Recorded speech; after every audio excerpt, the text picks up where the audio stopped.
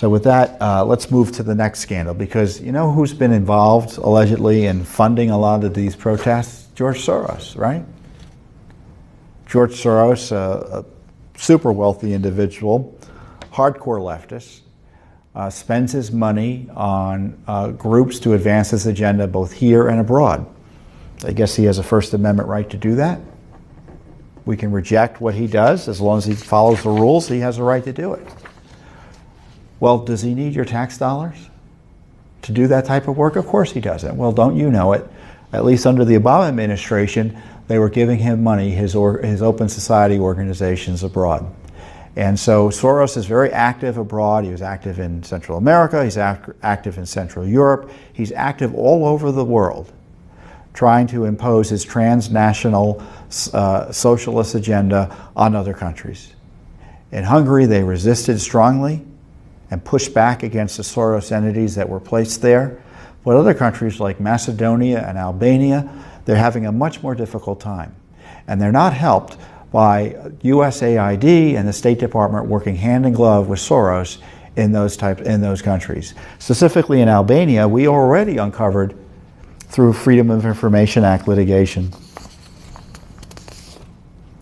that $9 million, your tax dollars, during the Obama administration went to help the Open Society operation, the Soros operation in Albania. This man's a billionaire. He doesn't need your tax dollars. But it's that relationship, as far as the Obama administration was concerned, because this money, I think, was paid to him in 2016, just having the dollar go out the door to Soros gives Soros and his cronies there who work in his organizations the excuse to work hand in glove with the government, because they've got that financial connection. So that's why it's important, A, that it be exposed, and of course, B, stopped.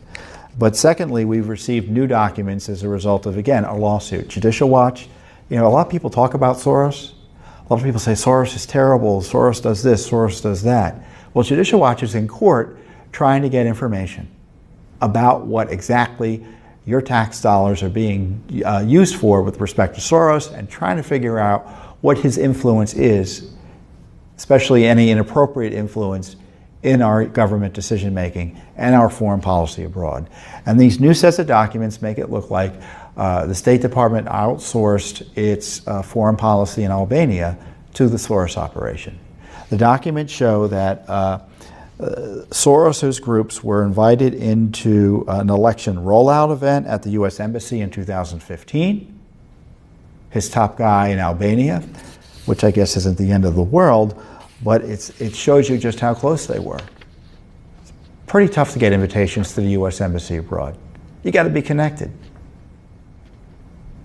Look, we may not think Albania is a big deal, but Albania thinks the United States is a big deal.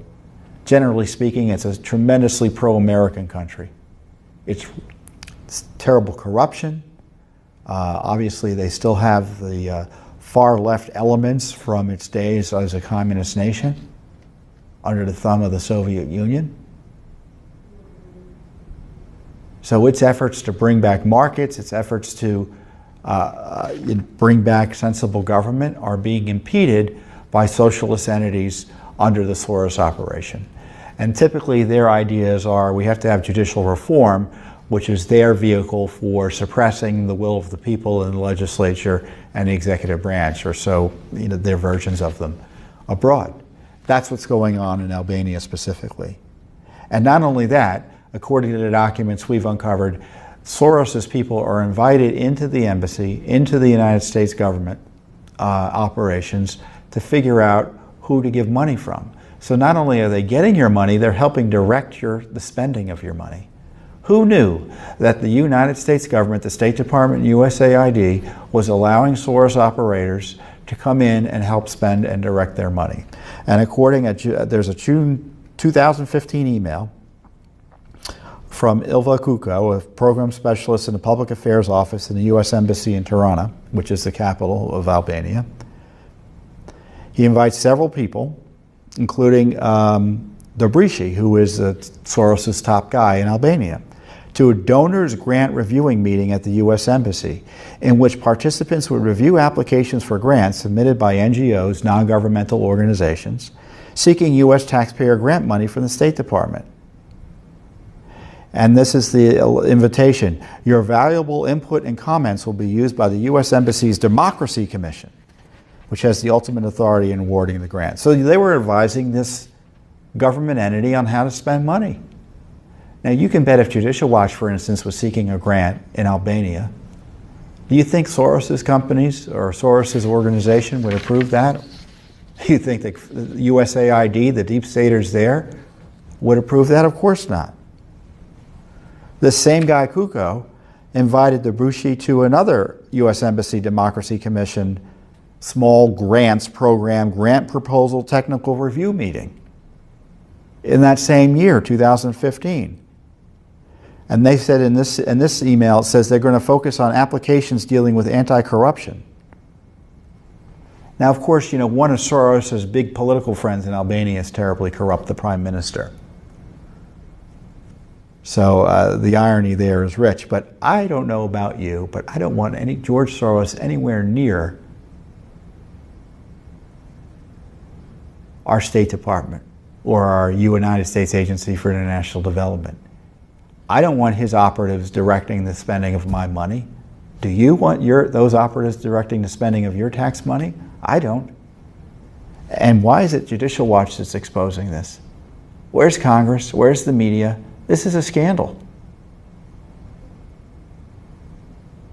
For instance, imagine if the U.S. government was giving,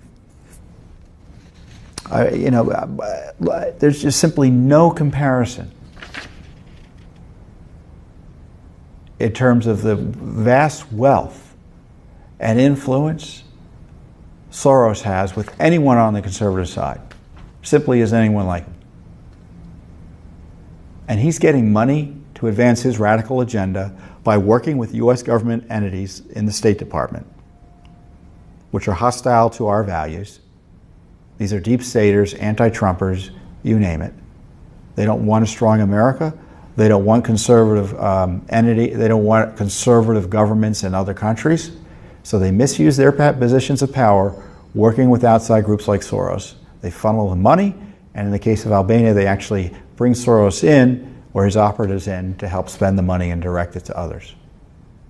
What a scandal.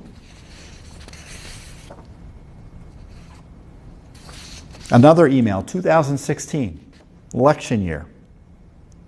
Kuko again invites several people, including the Soros guy, to another grant reviewing meeting held in the U.S. Embassy.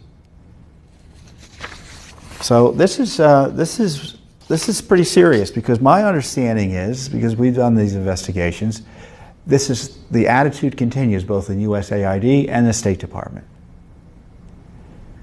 And Judicial Watch has fought hard to expose what's going on in Colombia, Macedonia, Albania.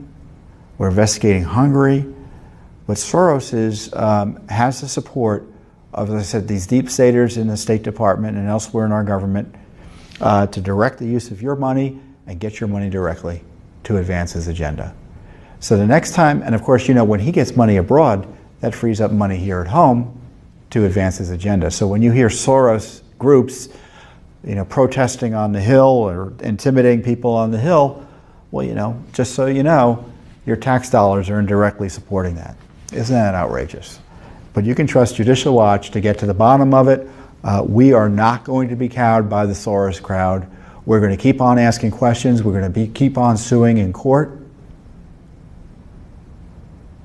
So you can trust us to figure out what Soros is up to, at least with respect to his connections to our government. And just because you think it's the Trump administration, you think those connections have been severed, don't you count on it.